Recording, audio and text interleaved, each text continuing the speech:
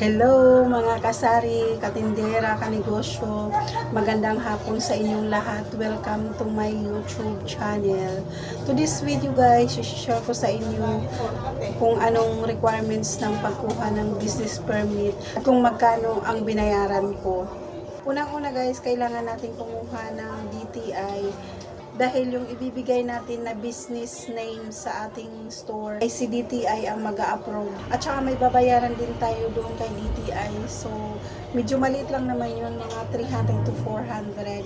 Pangalawang requirements ay barangay clearance. So, dito sa amin dahil one-stop shop naman, doon ko lahat nakukuha yung requirements, yung sidula at saka barangay clearance.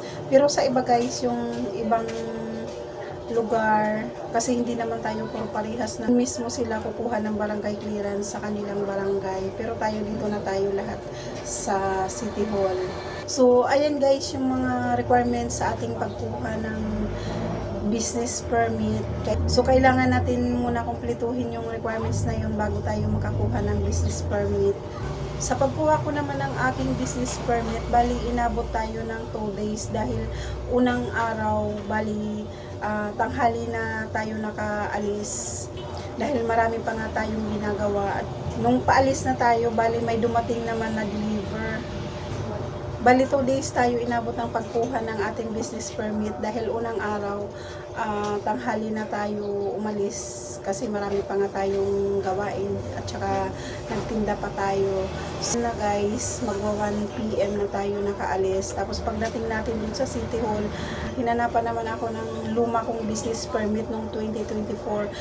So dahil nagmamadali nga tayo, nakalimutan ko yung aking lumang business permit, yung 2024. So bumalik na naman tayo guys. So pumila na naman tayo. Bali kinabukasan bumalik tayo, bali 2 days tayo naglakad na ating business permit. Pila na naman tayo ulit guys. Ito na nga guys yung ating assessment. Dala-dala ko na siya dahil babalik tayo ngayon doon sa City Hall para bayaran yung ating business permit.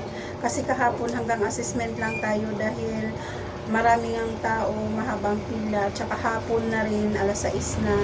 So hindi ko na inantay. So ngayon aalis tayo para magbayad at para makuha na rin ang ating business permit. Bali, nasikaso ko talaga yung aking business permit noong 29 dahil baka maabutan pa tayo ng penalty dahil hanggang 31 lang yung schedule nila sa pagkuha ng business permit.